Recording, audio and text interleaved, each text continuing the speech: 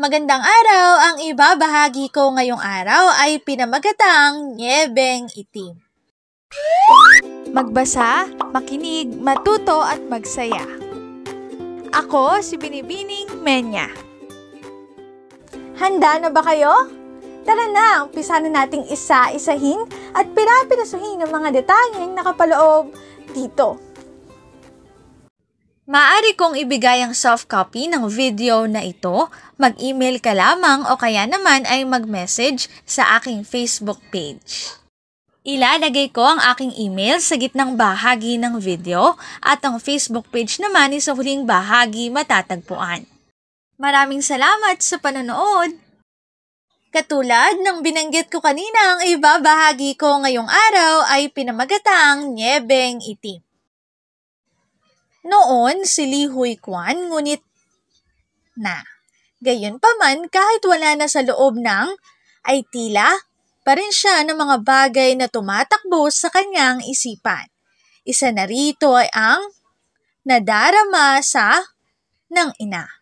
Labis siyang nababalisa tuwing maaalalang wala na siyang pamilya.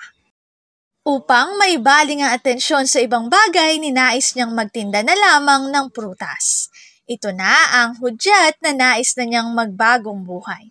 Ngunit hindi naaprubahan si Huiquan bilang tagatinda ng prutas dahil puno na.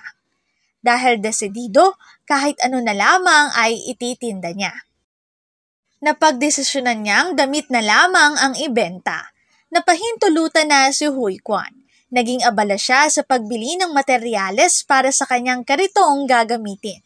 Siya rin mismo ang gumawa nito na ginawa niya hanggang bagong taon. Sa ikalimang araw ng bagong taon, nagumpisang lumakas ang benta ni Huiquan. Marami siyang naipagbiling mga damit na umabot sa 20 piraso. Ngunit sa mga sumunod na araw ay lumamlam ang benta ni Huiquan.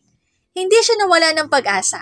Isang araw ay nakapagbenta siya ng mga kasuotang makakapal para sa 4 na karpentero na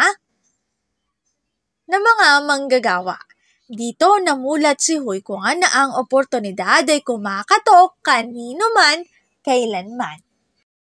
Narito ang aking sanggunian ng mga impormasyong nakatala sa bawat slides. Kung interesado kayo na magbasa pa, maaari niyong bisitahin ang website na ito.